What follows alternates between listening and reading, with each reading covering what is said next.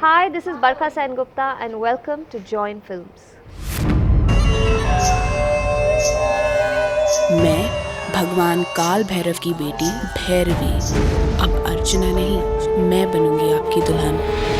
राम भाई तो हैं पूरे रंजार में जो प्यार की भाषा बोलते हैं, पर ये लोग तो उसको भी घसीट लेंगे। जाओ, वहीं मिलेगा तुम्हारा राम भाई। रंगरलिया मना रहे होंगे अपनी हनुमान गली में। पूजा में ना आने का फैसला मेरा खुद का था। मैं किसी और के हुक्म की मोहताज नहीं। वो मेरी तबीयत ठीक नहीं थी इसलिए मैं नहीं आई। हे प्रभु, मेरे पुत्र की रक्षा करना। उसे मेरे पति के प्राण वापस लेकर आने। उससे कुछ हो गया तो मेरा सुहाग और आंचल दोनों ही छिन जाएंगे। हम फिर से मिल गए। सबसे पहले वीडियोस को देखने के लिए चैनल को सब्सक्राइब करें और बेल आइकन को प्रेस करें। हेलो फ्रेंड्स, वेलकम टू फिल्मी फंडे joinfilms.com। मैं हूं आपका अपना वीरेंद्र राठौर और आज हम हैं काल भैरव रहस्य 2 के शूटिंग लोकेशन पे और हमारे साथ हैं जो भैरवी का कैरेक्टर कर रही हैं Barkha ji. Welcome to Join Films. Thank you. Barkha, ये जो कैरेक्टर है आपका इसमें भैरवी, ये किस तरह का कैरेक्टर है? भैरवी बहुत ही इंटरेस्टिंग कैरेक्टर है।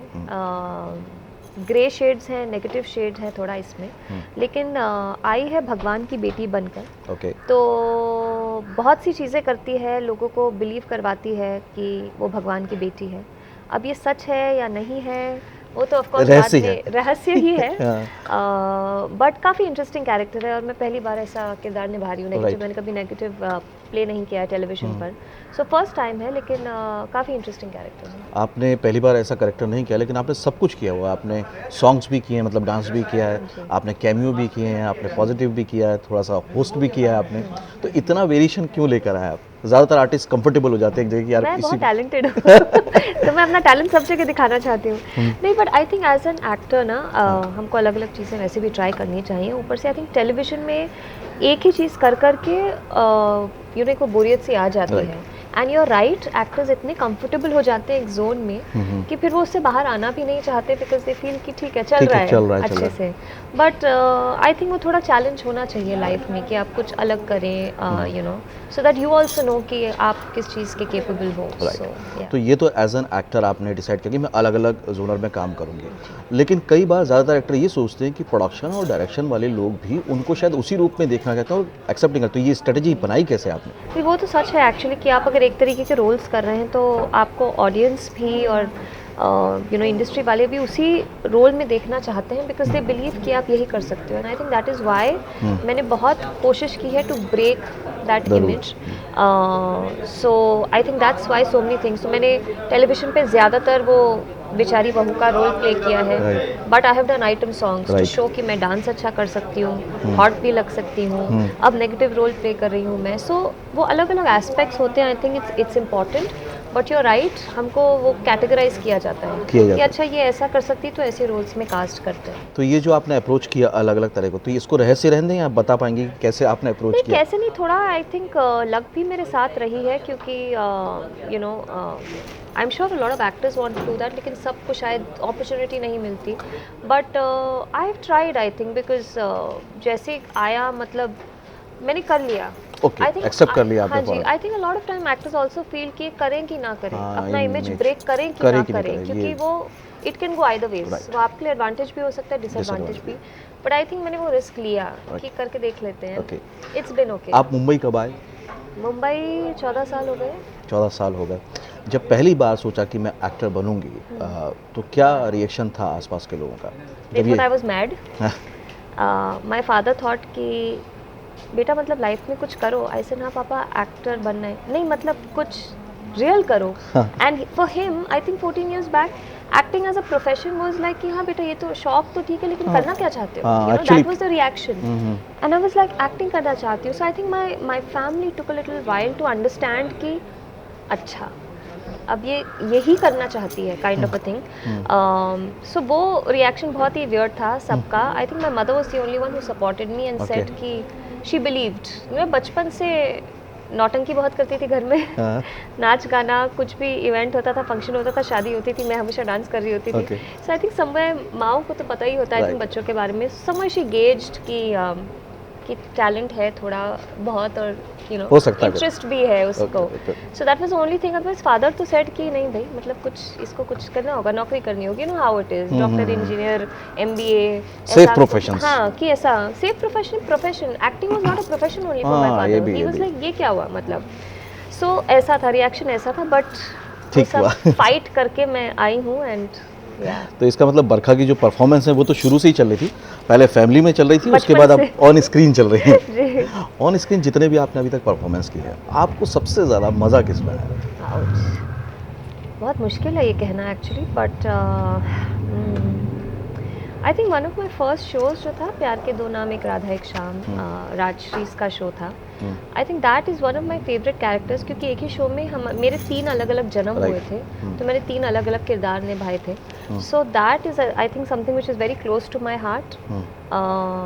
और वो रोमांटिक शो था. I think probably that is the only like full romantic show I have done. और मैं बहुत रोमांटिक इंसान हूँ, तो मुझे आई थिंक वो favourite one of my favourite shows. And उसी शो में आई मेट इंद्रनील और फिर हमारी शादी भी हुई. So that show is very close to my heart.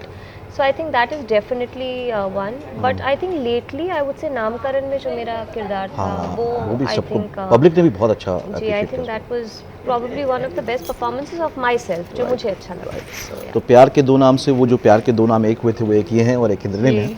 और जब आप यहाँ पर काम करते हैं तो डायरेक्टर के साथ कभी कभी ऐसा कोई क्रिएटिव क्लैश आता है आपको कि मेरा परसेप्शन ये हो रहा है और डायरेक्टर का कुछ और हो रहा है? यू नो ये बहुत अजीब बात है, क्योंकि आज ही मैं और मेरे डायरेक्टर ये डिस्कस कर रहे थे. वे माई डायरेक्टर सेड कि you are a director's actor. Okay. मैं बिल्कुल डायरेक्टर की बात सुनती हूँ. आई बिलीव कि डायरेक्टर का जो काम है वो वही करें. हमारा काम है एक्टिंग करना. तो जिस तरह से मुझे बोला जाएगा मैं वही करूँगी. सो आई बिलीव दैट.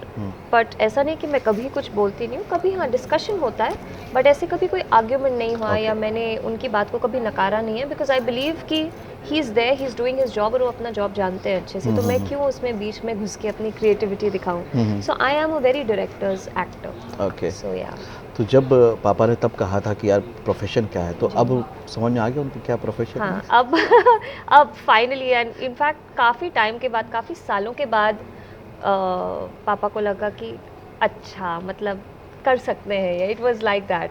सो या ही फाइनली एक्सेप्टेड इट. या जब बरखा आप भी मुंबई से बाहर से आए और ऐसे जब बाहर से लोग आकर यहाँ पर इस्टेब्लिश होते हैं, सक्सेसफुल होते हैं, पॉपुलर होते हैं, तो बहुत से लोगों की उम्मीद बढ़ जाती है कि ये कर सकते हैं तो हम भी. तो आप वो जो न्यू फीमेल एक्ट्रेस आना चाहती है उनको और उनके पेरेंट्स को क्या कहना चाहेंगे?